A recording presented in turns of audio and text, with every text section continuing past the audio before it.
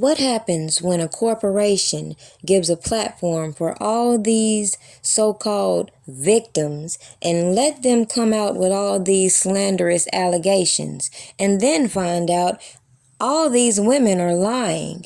More so, let's just hypothetically say only some of them are lying, but instead of separating them, they mesh them all together and wonder why, as a whole, we disregard this whole mockumentary. Whoever thought they was doing something by posting my story on the shade room and screenshotting it. Okay, first of all, I've always had a phone, so I don't get it where people think, oh my gosh, she has a phone. Wow. No, I've always had a phone. Just because my parents put it out there that I don't have a phone, that's them. I don't talk to my parents. I'm not in communication with my parents, and I don't want to talk with my parents. I'm a grown-ass woman, 21, about to be 22. And if I don't want to talk to my parents, I don't have to talk to my parents. I don't have to talk to nobody in this world if I don't want to. This is exactly why I don't post on social media, because people are going to say what they want.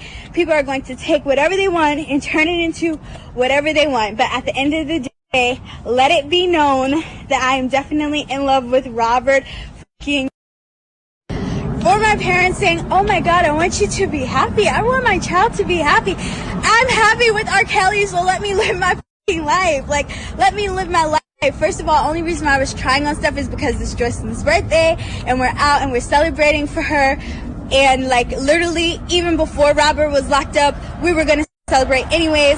Literally 1 month ago, I was in Florida doing hookah, turning up, living my life. And that's when I was with Robert. Okay? So for people saying, oh, she's held hostage, she can't do this, she can't do that. Now, I could sit here and compile footage after footage after footage that send these red flags, but obviously people that are against Robert Sylvester Kelly will continue to say, well, he did something, this, and that, but he married Aaliyah, but that was him in that tape. So they will justify seeing all this obvious corruption within this case and sit here and neglect the fact that if what they say is true, and they truly believe that Robert Kelly is guilty, the tactics being used to entrap him in these cases is going to be what is going to get him a mistrial. Now, despite the fact that people like me decided to shift from these distractions, which are these accusers, and focus on some of the other issues we had with this so-called documentary, including the fact that they gave multiple, not one, multiple individuals who have sexual abuse allegations against themselves, while continuing to pump this narrative about things that individuals said. Like, take this Tory guy, for example. He stood up here and asked this man in an interview, does he like teenage girls? And he did that intentionally instead of saying underage. And then all these coons on the internet want to act dumb because this man wants clarification, because obviously, if you take a look, it's easy to manipulate 17 from 18, especially when you can do a little simple math and realize most of these people put on these platforms were not minors. Yet again, they don't care. Yet anybody who will go with their agenda, they will give a platform. Like, common sense will tell you this lady, Lisa Van Allen, wasn't even credible in the first trial. So what makes you think putting her on a docuseries would change anybody's perception when she can't even do basic math to know she could not have been 17 by the time she met Robert Kelly in 98 if she was born June 1980. That's just simple math. But because they want to criminalize these so-called sexual activities, they're pushing these narratives, even though they forgot they already told us that this man is operating within the law. So that has been the issue with their narratives. Yet if we keep replaying these old ass clips and give the individuals platform, I guess we're just going to override common sense when we see this right here. Do you like teenage girls? When you say teenage, how old are we talking? Girls who are teenagers. For someone to come home with me, all you have to do is be was putting it in our brains as if, you know, he was older, of course, and the girls had to be 18 and over. So at that time, it felt right to me. Yet add in a docuseries and some attorneys, and all of a sudden, all of us in the general public, we're supposed to forget all the obvious signs that would hint to the fact that what they're saying on this docuseries cannot be true. Even the fact that you have people implicating police department as being part of the entourage, and then put in the paperwork that this man is trafficking girls. So does that mean that these officers are trafficking girls also? Where is the accountability on the police department? All these narratives they continue to stir only add more questions, especially when it comes to an official who comes in saying that he officiated a marriage. He didn't know the individuals, didn't counsel the individuals, don't even know if the girl was a Leah or not because he couldn't even see her face. But instead of searching the truth, people will be content with the display the prosecutors put on just because they believe what was printed in a freaking magazine. But let's just add icing on the cake, because on top of that, you have individuals pointing the fingers so hard at Robert Kelly, and we just gonna forget the stupid ass shit they've said on record like this. I went to the sex store and got Spanish fly. Oh, so you raped her? Shut up. Spanish fly. They sell it in the sex store. I'm telling the truth. They sell it in the Spanish store. I had to fucking So there's something nice in the sex store too. You could put that to a girl's throat and have sex with it. Doesn't mean it's illegal. So I put the Spanish fly in the E&J. We drinking the E&J. So in my mind, I don't it really worked, but I felt like I got horny as a fucker too. Right? So she was drunk and shit, and we had sex and shit, and like a lot of my boys was trying to come in the room and I'm like, nah, she's like, I can't, I'm not doing that. I'm not going to run a train on it. That's rape. Yeah. Okay, so, right? So, It's just one-on-one, it ain't right. Yeah, so the next trains are rape. So the next morning she wakes up. And we talk about it. And she's like, what happened? I'm like, we had sex. She said, okay, well, I'm glad it was you. Then a couple days later, she's like, yo, you sure only had sex with you? Because one of my stupid cousins was going around saying which he didn't. I know for a fact he didn't. I was there the whole time. Yeah. He did not. Yeah. He looked at her naked, but he didn't. Right? So I'm telling her, no, me and you just had sex. Nobody else did nothing. So it just was weird that she was like, well, I'm just glad it was you. You know what I'm saying? Because in my mind, I'm like, yo, you could have been in a real bad situation if it was another. Compliment, man. A girl just said, yo, at least you raped me. I didn't rape her. I did not rape her. If it was any of your cousins or friends, it would be rape. I didn't rape her because me and her had every intention of having sex with each other. So then why would you put the Spanish fly? I'm still a freaky motherfucker, but listen, Was she passed out while you fucked her? Nah, she wasn't like, she was like one of those drunks where, she was one of those drunks where like, she was like, she wasn't coherent, but she was up. It's so many talking points as to why people with common sense don't believe all these allegations that have played out on social media and reserve all opinions until after the trial. But yet, you see all these flunkies getting on the internet, even admitting they haven't even researched or tried to inform themselves on the topic before giving their opinions. And that is the problem we see floating around YouTube, is because so many have personal opinions about this man's lifestyle choices, maybe even because they're degenerate and don't have a motherfucking life, and feed off of negativity. Yet I feel like it's very crazy that people keep bypassing the obvious thing we have said.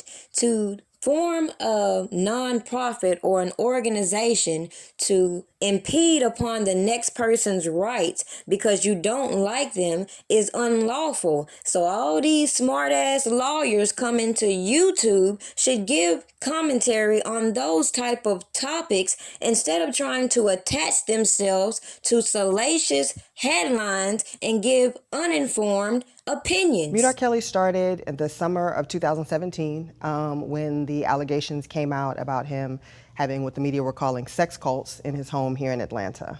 And that kind of sparked me to do some research and see all of the things that he had been doing over the years since I was 15, 16 years old. So just pause there, because right there is the example of how you're doing research, but you don't tell people there's not one police report, there's not anything on his background to indicate none of this stuff you're talking about, and even the alleged lawsuits that people have wrote about in articles don't pull up in Pacer, yet all these people keep talking about these lawsuits instead of recognizing they put in lawsuits because they were told they would be settling out of court. That means we don't know anything outside of what reporters have said. And it just enraged me, especially because he was here in Atlanta doing it, and Atlanta has a huge sex trafficking problem, and we just can't afford to be a safe haven for that type of behavior. And so it just really kind of catalyzed me into wanting to do something. And I wasn't sure what it was I wanted to do. I'm not an activist. I've never done anything like this before. I just was so enraged. I felt like I just had to do something. And so I started a petition to get him off the radio in Atlanta, real humble. And it just kind of steamrolled downhill from there. When we initially started the campaign, the response was very kind of polarized, I think, as the Black community is on R. Kelly. On one hand, people are like, hallelujah, finally somebody's doing something. They've been doing their own personal kind of protest for years. Like, they stopped listening to him way back in the day, or, you know, they didn't really deal with him. And then on the other hand, people are kind of like, you know, those girls are fast, you know, you're trying to take a Black man down, we gonna love his music, I still support him, you know, so it was very like one or the other. There's no middle ground when it came to R. Kelly. People either loved what you're doing or they hated what you were doing. So that gave them the right to do all this extra stuff to shift public perception, yet at the end of the day, does that make what they're doing right when the justice system has steps and things you're supposed to do if you're trying to pursue justice? And you don't have to be an activist to have common sense to know that just because you don't like things you're hearing, if there is no formal complaint with law officials, what the fuck is you talking about? Sorry, no, nope, nope, nope, nope. Don't say nothing to me. Don't say nothing to me. Do not say anything to me. Joy is in jail for assault. So I feel so sorry for the both of you. Don't say anything other to me. I feel bad for you. I know, yes, you do. You do. You do. You do. You knew I was coming up here to get Joy, and you lied to her. You lied to her. Yep. I'm sorry for you. I'm sorry for you, Bear. I'm sorry for you. I am so sorry for you. Oh, it's Bear. It's done. It's done, Bear. It's done. It's over. It's over. You may not even make it to trial. I'm so sorry for you. I'm sorry. I really did love you. And you lied to me, and you used me, and you played me. Yes, you did, Bear. Yes, you did, Bear. Bye. Ain't it funny how people can overlook the fact that the man who started all this was making jokes about Toré's interview with Robert Kelly, yet he still took his daughter and then instigated all of this bullcrap we see. All of these tidbits we have pulled from social media, they put out there. Yet, according to Chicago Tribune, all these people on YouTube who aspire to be like Tasha K, they're sitting here blaming her for this possible mistrial, but they're not going to point the finger at all these so-called witnesses and janky-ass informants who came out here intentionally obstructing justice, intimidating witnesses, and obviously corrupting this case. So it obviously told me these people were not pursuing justice. They clearly were trying to cover up their indiscretions the same way some of these personalities do when they voice their opinions on Robert Kelly without doing just a simple basic search.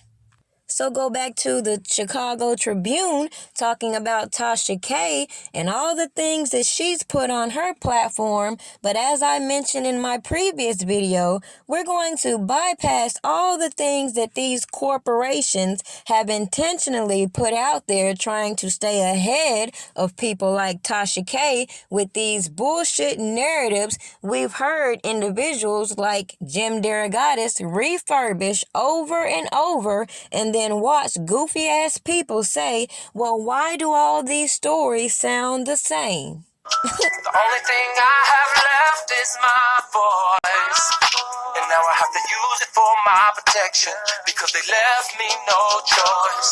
See, my work has nothing to do with my private life, so stay the fuck out of my business and tend to your own damn life.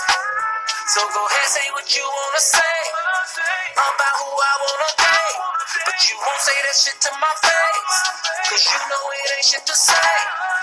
Next nigga bring me some dumb shit, it's gonna be a misunderstanding, cause niggas that listen to dumb shit are niggas that be on that dumb shit. They need a life cause they ain't got no life, so they always conjuring up dumb shit. Blocking my path, they don't know the half, it's all they making assumptions. Since when do assumptions cost a man his whole career? Found guilty when you're innocent is the only test I fear. There is one thing that's for sure, and I wanna make this shit clear. I done lived my voice and represented my country for 31 fucking years. Damn it, I admit.